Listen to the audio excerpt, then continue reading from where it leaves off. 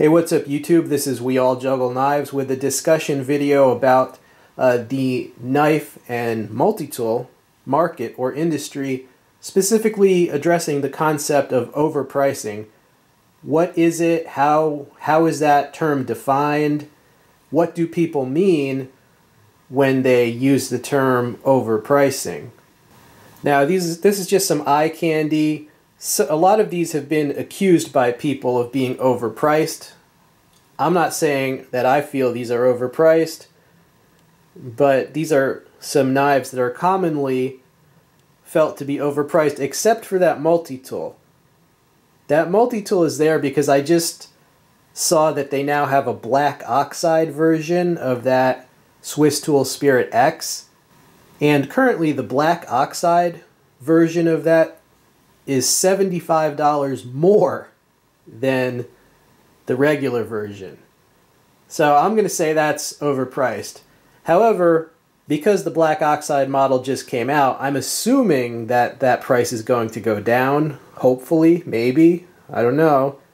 So when I use the term overpricing, and usually when other people use it, they usually mean one of two things. Either they mean that the given knife is a lot more expensive than comparable competing knives that are just as good. Right? So sometimes people mean it's overpriced relative to the competition or relative to the market as a whole. Now, other times people mean that the price of the knife is exceedingly high compared to how much it cost to get the materials and do the labor to make the knife. Right, so it's an estimate, a comment on the ratio of how much it costs to make it versus how much they're trying to sell it for. If that ratio is way imbalanced, people will tend to say the item is overpriced. Now, sometimes it's both, but I hope that's clear. When something is called overpriced, usually it's referring to the price is too high relative to worthy competitors and or relative to how much it must have cost to make that knife. Now then, sometimes you will find people that say, oh, there's no such thing as overpricing. That term, there's no such thing. You know, companies can price their items however they want. So you can't overprice anything. Well, you know, that's a false argument because when people use the term overpricing, usually they're not saying that the company can't do it or that the company should be banned from doing it. Nobody is arguing that, at least nobody that I've heard using the term. So yeah, when you say, well, a company can price things however they want, that's true, but the opposite of that is not what we mean by overpricing. And I think it's abundantly clear that overpricing can and does exist because we can all just find examples of something that relative to the competition is a much higher price for the same level of quality and performance, right? And we've all seen items that you can tell it didn't cost very much to make it at all, and that it's been marked up beyond the normal markup, beyond the average industry markup, and beyond a certain point of extreme markup. It's appropriate to say that's overpriced relative to the market. Another argument against calling something overpriced comes from people from different countries. I've heard this a few times. They basically say you're not allowed to say something is overpriced if the price of it is a lot higher in their country. Again, this is a false choice argument because it could be both. It could be overpriced in the US and even more overpriced in some other country. Now, every once in a while you'll run into someone who basically says, if you ever use the term overpriced, it means that you don't support capitalism. Okay. Well, you know, I don't define capitalism as paying way more than something is worth. I guess I would sum things up by saying letting yourself get screwed over by a really overpriced knife by buying it, that doesn't make you a good little capitalist supporter. That just kind of makes you a sucker. So don't get things twisted, okay? You getting fleeced by overpricing is not like supposed to be like the natural order of the economy. And another kind of argument against overpricing is sometimes you'll get the people who say, well, nothing is overpriced if you're rich enough, you know?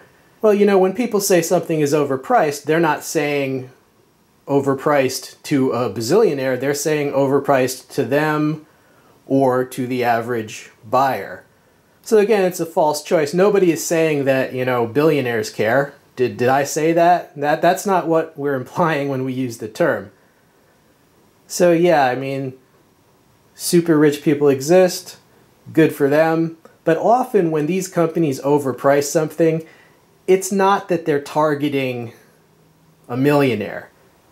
They're targeting regular people who just might not know how much it costs to make the knife.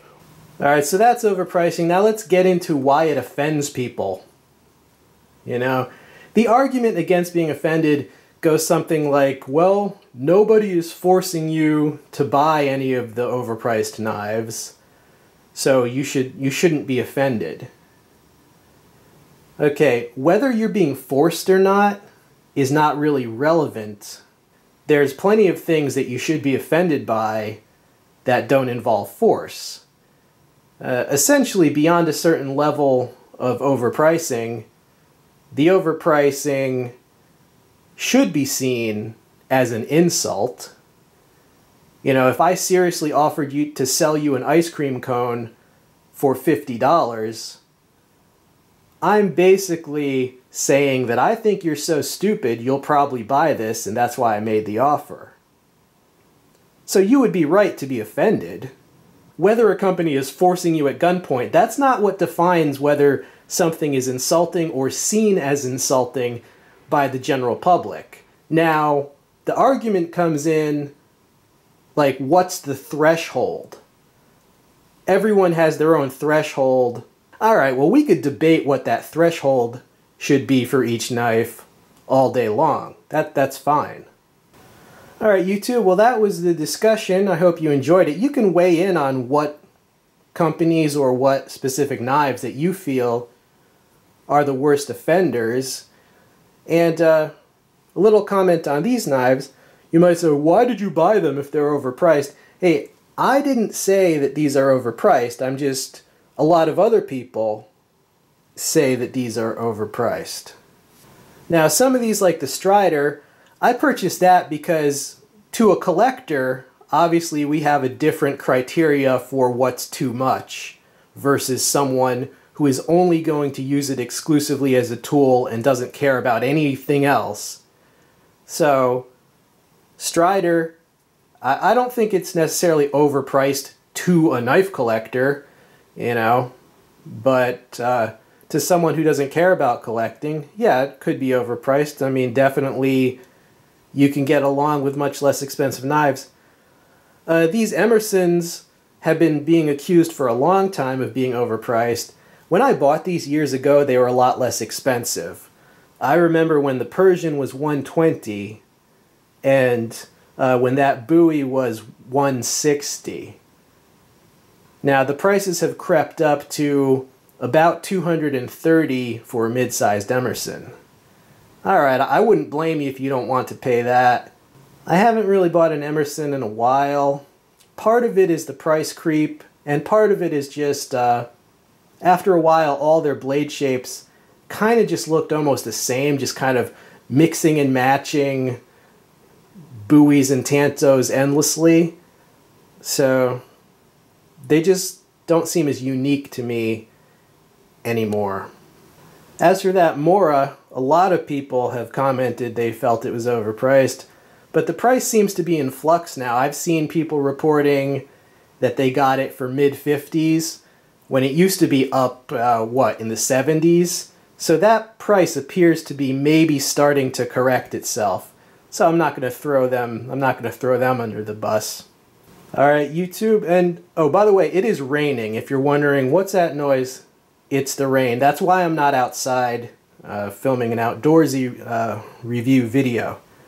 So I hope you enjoyed this discussion. You can weigh in on the comments section. This has been We All Juggle Knives. I'm out.